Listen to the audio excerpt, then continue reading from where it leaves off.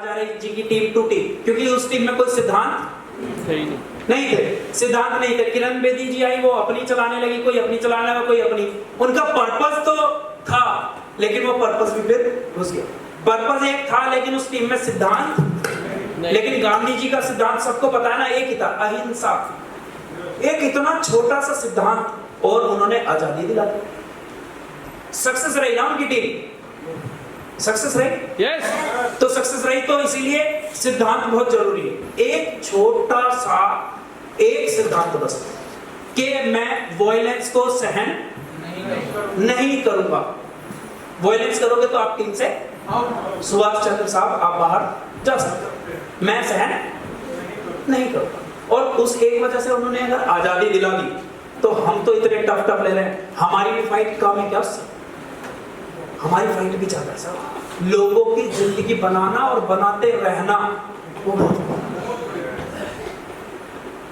Always disregarding difficulties, मतलब कोई भी मुसीबत आएगी ना तो उसका रोने के लिए और रोना सुनने के लिए मेरे पास टाइम नहीं है। कल रात को मेरे पास एक फोन आया था और मैं कुछ काम कर रहा था, तो पहले मैं हमेशा फोन उठाता हूं, मैंने कहा हाँ जी बताओ ये सब बात चल रही है। उन्होंने कुछ मेरे ये बताने के लिए फोन किया क्या? कहते ओके सॉरी, प्रॉब्लम सुनने के लिए, आपको कुछ समाधान चाहिए, ओके मैं सुनूंगा। आपके पास परेशानियां बताने के लिए मेरे पास टाइम नहीं है। हम परेशानियां खत्म करने के लिए यहाँ पे आए हैं और परेशानियां बताने से होंगी या उसका समाधान ढूंढने से होंगी। अगर आपके पास कोई सॉल्यूशन है या आप कोई सॉल्यूशन चाहते हैं तो मेरे से आप बात करो, वरना जरूरत।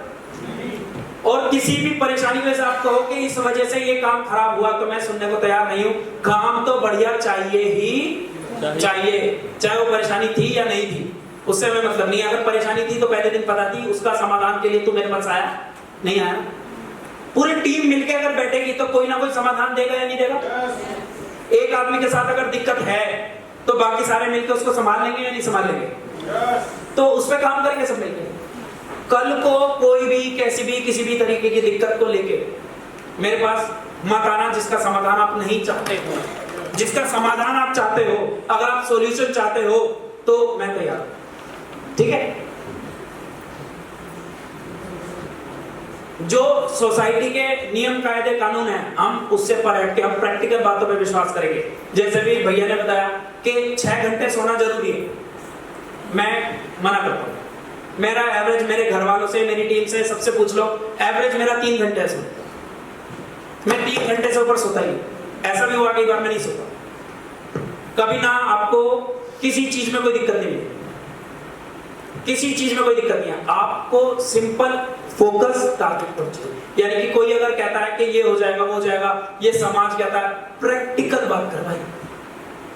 केवल सुनी सुनाई बातों पे हम विश्वास नहीं करेंगे। कोई कहता है कि भैया रॉयल्टी 10 महीने में, 12 महीने में, 1 साल में नहीं हो सकती, हम उस बात को मानेंगे? कह आज तक नहीं हुई तो लिख के दे नहीं हो सकती। पॉसिबिलिटी है पर काम उस तरीके का करना पड़ेगा ना कि आज तक ही किसी ने नहीं किया तो आज तक किसी ने लिया नहीं। जो आप आज तक कोई निकला क्या हो कि जो बस ये कहता हो कि मेरा मकसद है कि बस लोगों की जिंदगी बनाना। जैसे मदर टेरेसा थी, उसका यही था ना मकसद, तो क्या उसकी जिंदगी बहुत आसान और बढ़िया थी? सर बहुत टफ थी, बहुत ज्यादा टफ थी, क्योंकि वो खुद के बारे में तो कभी सोच ही नहीं सकते ना। लोगों में इतने बिजी रहोगे क्योंकि आप आए हो लोगों की जिंदगी। Always saying no to conventional thinking.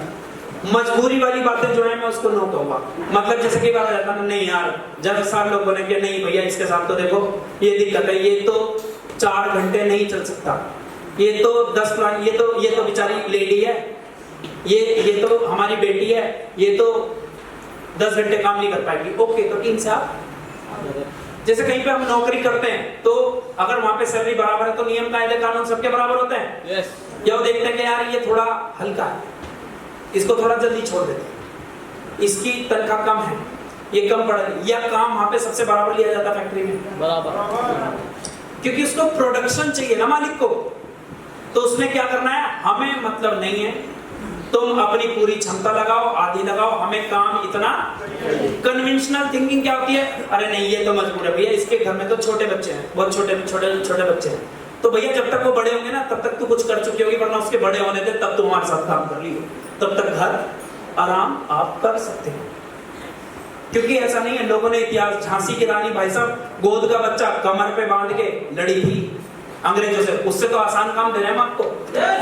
अभी आज कोई एक छोटा बच्चा रो रहा था यहाँ पे, उनको सीखना था, बच्चे को लेकर ट्रेनिंग में आ गए। लोग कहते हैं मैं 4 घंटे 5 घंटे बैठ नहीं पाऊंगा, तो भैया जिंदगी भर चल लेगा क्या? सोच को तो बड़ा करना पड़ेगा ना, और सोच को पहले दिन ही अगर आपने बड़ा कर दिया तो वो कम से कम जब 2 महीने, जब तक वो सर्वाइवल पीरियड से अगले पीरियड में आएगा तब तक वो आगे बढ़ गया होगा या नहीं?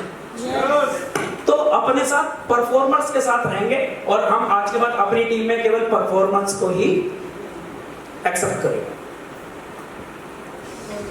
ऑलवेज वर्क इन प्रोग्रेस, यानी कि मैंने अभी तक अपने पे काम पूरा नहीं किया, अपने ऊपर काम चालू रखना है हमेशा। हमेशा लर्निंग स्टेज में रहना है, यानी कि अभी मेरे को इस चीज में महारत हासिल नहीं है, हमेशा सीख रहा हूं सीख रहा हूं सीख रहा हूं सीख रहा हूं। जैसे रोड पे लगा रहता ना वर्क इन, काम चालू है, अभी तक मेरा काम पूरा नहीं हुआ है, अभी भी मैं सीख रहा हूं सीख रहा हूं सीख रहा हूं सीख रहा हूं सीख रहा हूं सीख रहा हूं सीख रहा हूं। हमेशा यही एटीट्यूड रहना चाहिए आपका, सीख रहा हूं, अपनी बोली में चेंज ला रहा हूं। मेन काम तो अभी करना, अभी काम शुरू, सही बताऊं तो शुरू बस आज से, मेरे को खुद को भी यही फीलिंग अभी भी आ रही है, लेकिन आज पता लग गया ना। आज तक हम क्या कर रहे थे, भीड़ को इकट्ठा करो इकट्ठा करो इकट्ठा करो इकट्ठा करो इकट्ठा करो इकट्ठा करो इकट्ठा करो, बस यही चल रहा था। तो ये सारी बातें जो है ये हमें कब बतानी है, उसे फॉर्मिंग स्टेज के अंदर ही बतानी है। क्योंकि देखो सिर्फ मोटिवेशन से काम नहीं चलेगा, मोटिवेशन जरूरी है, मोटिवेट करना जरूरी है, लेकिन 99 कंपनी के अंदर केवल एक ही चीज चल रही है, मोटिवेशन मोटिवेशन मोटिवेशन, करेंगे मरेंगे वंदे मातरम जिंदाबाद जिंदाबाद जिंदाबाद। लेकिन कुछ हो रहा है क्या? कुछ नहीं हो रहा है। मोटिवेशन मैं मानता हूं जरूरी है, मोटिवेशन भी एक पार्ट है नेटवर्किंग का, लेकिन लोगों ने खाली मोटिवेशन के बिहाफ पे टीम खड़ी करने का अगर सोच रखा है तो लोग आते रहेंगे, लोग जाते रहेंगे, लोग आते रहेंगे। इसलिए ढंग के लोग अंदर नेट में नहीं आ रहे हैं, इसलिए बस जो लोग बातों में बहकाव में आ जाते हैं, जो प्रैक्टिकल लोग, प्रैक्टिकल नॉलेज वाले हैं, वो अभी तक नेट में नहीं आ रहे हैं। और यही खासियत है मेरठ के अंदर, सारे बढ़िया लोग आज की डेट में, क्योंकि लोगों को कन्वेंशनल थिंकिंग के साथ जोड़ना जरूरी है। देखो अब ये काम अगर नहीं होगा, अगर देखो हमने सिंपल सा क्या बोला है, हमें एक कंपनी में 25 साल तो रहना ही रहना है, तो ये काम तो करने पड़ेंगे। 2 साल 3 साल कर लो और जिंदगी भर राज कर लो। अगर 50 साल है, 50 साल राज करना है, जिसने भी राज किया है अपनी इंडस्ट्री पे, तो उसने शुरू पे मेहनत तो करी है। हमेशा practice practice practice practice practice practice practice, क्योंकि बिना प्रैक्टिस के परफॉर्मेंस दी नहीं जा। अगर मैं केवल ये आज ही बैटिंग में तो बेस्ट था ना, उससे बढ़िया बैट्समैन तो आज तक नहीं हुआ ना, और उसके बावजूद भी वो डेली 500 गेंदें खेलता था। तो एक रिपोर्टर ने उससे पूछा कि जिस दिन आप दोहरा शतक करते हो या शतक मारते हो, तो उस दिन आप रूटीन चेंज नहीं करते कि यार दोहरा शतक मारा है तो मैं देख लेता हूं कल मेरी कौन सी फोटो लगाई है, क्या हेडलाइन दी है, क्या उन्होंने मेरे बारे में न्यूज छापी है। वो कहता था मन करता था, लेकिन अगर मैं आज 500 गेंद नहीं खेलूंगा तो जो आज कलाकारी मेरे अंदर डेवलप होनी थी, जो छोटा सा चेंज आज आना था, वो आएगा नहीं। और मुझे जैसा बनना था, मेरे को, मेरे अंदर अभी काम चालू है ना, मेरे को और बेहतर करना है पहले से खुद को, तो बेहतर हो पाऊंगा मैं। तो अभी मैं जैसा हूं मैं तो वैसा भी नहीं रहूंगा, क्योंकि आज की प्रैक्टिस छोड़ दी तो मेरी प्रैक्टिस छूटी तो मैं थोड़ा सा बेकार हो जाऊंगा। और मेरे को तो आगे बढ़ना था, आगे बढ़ने के बजाय मैं तो पीछे जा रहा हूं। तो अगर एक दुनिया के सबसे महान बल्लेबाज भी डेली 500 गेंद खेलता था, तो आप बेशक कितने तगड़े प्लानर हैं, आपको प्लान से पहले प्लानिंग करनी। अगर मैं हफ्ते में 10 दिन में एक बार फोल्डर खोलूंगा तो भैया प्लान में मेरे धार नहीं रही। डेली धार लगानी, हर हमेशा सोचना है मेरे पे काम चालू, मतलब हमेशा प्रैक्टिस प्रैक्टिस प्रैक्टिस, हर चीज की, बोलने की प्रैक्टिस, पहनने की प्रैक्टिस, चलने की प्रैक्टिस, हर चीज को पहले से बेहतर करना। समझ आ रही है बातें? तो मनोज भाई, सिग्निफिकेंस लाइफ जीने के लिए तो ये करना पड़ेगा।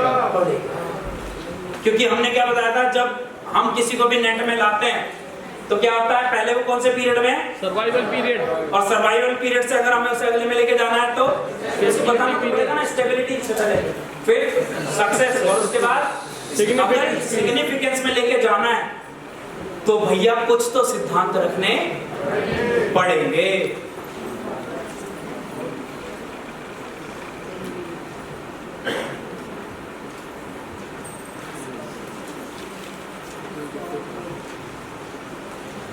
फिर क्या था, अब नॉर्मिंग हो गया, मतलब आपने सिद्धांत समझा दिया, उसको कोर पर्पस दे दिया, लोगों को इकट्ठा किया, जैसे चड्डे में इकट्ठा किया, तो उसके बाद क्या होता है, स्टॉर्म माने क्या होता है, तूफान।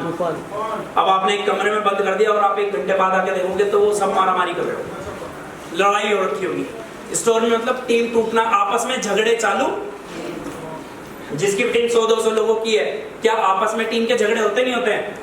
अब जो एक अच्छा लीडर होगा, मैंने बताया लीडर, तो उसको पता है कि नॉर्मिंग हो गया, अभी क्या होने वाली है, अब टीम में फाइट होना। अगर आपने ये सारी चीजें बताई तो उसके बाद भी ऐसा नहीं है कि स्टॉर्मिंग नहीं होगी, तब भी होगी, लेकिन आप उसके लिए तैयार हो, आप अगली स्टेज में ले जाओगे। लेकिन अभी तक 90% लोगों के साथ क्या हो रहा है कि वो लीडर ही नहीं बने, वो बस स्टॉर्मिंग आई, नॉर्मिंग होने से पहले फॉर्मिंग हुई, फिर स्टॉर्मिंग हुई, टीम खत्म, फिर उसने फॉर्मिंग करी, फिर स्टॉर्मिंग हुई, फिर टीम खत्म, फिर आपकी फॉर्मिंग हुई, स्टॉर्मिंग हुई, फिर टीम खत्म, फिर फॉर्मिंग करी, फिर स्टॉर्मिंग करी, फिर टीम खत्म। क्योंकि उसने अभी इन चीजों को समझा नहीं, जाना नहीं, उन्होंने लोगों का गोल क्लियर किया नहीं, लोगों पे बैठ के काम किया नहीं, तो इसीलिए लोग आते हैं जाते हैं, आते हैं जाते हैं, आते हैं जाते हैं। जैसे छोटा सा झोंका आया, आपकी पूरी भीड़ साफ, कंपनी में कोई छोटी मोटी ऊपर नीचे बात हुई, पूरी टीम साफ। लेकिन अगर आपने बनाई एक टीम, फिर पूरा का पूरा अगर तूफान भी आ जाए ना तो संभाले, क्योंकि उन्हें पता है मुसीबत में चाहे एक दूसरे से हमारी बनती है या नहीं बनती है, मुसीबत में हम सबको कैसे रहना, एक साथ, तो वापस एक हो जाते। जब इंडिया को खेलने के बाद वापस वो एक, तो जैसे उसमें लड़ाई हुई, तो ऐसे स्टॉर्मिंग में क्या क्या होता है ये देखो। अब लोगों के पास जब नॉर्मिंग में आया तो उसका दूसरा, तीसरा, चौथा, पांचवा, छठा लेवल हो गया। अब उसके पास क्या आ गई, थोड़ा पैसा वैसा आ गया, थोड़ी सी बिजनेस किसको समझ आ गई, तो अब उसकी अपनी ईगो जाग जाती है कि अब वो अपने पे फोकस करता है। मैं गया, मेरे को आगे सीट नहीं मिली, मैं गया, मेरे को उसने, मैं इसको पास नहीं करूंगी, मैं ही गोल करूंगी, सब कुछ ऐसे कर रही थी ना वो बिंदिया नायर, क्या थी, कोमल चौटाला को पास ही नहीं दे रही थी, जबकि कोमल चौटाला गोल कर सकती थी। तो वो ये पिक्चर आप जाके देखना, कितने लोग देखेंगे पिक्चर? देखूंगा जरूर। बस एक ही आवाज, एक ही है ना। तो पिक्चर देखना, जिस नजर से उसको बोलते हैं टीम बनाना, फिर कहते हैं टीम बचाना, फिर कहते हैं टीम चलाना, फिर परफॉर्मेंस देना।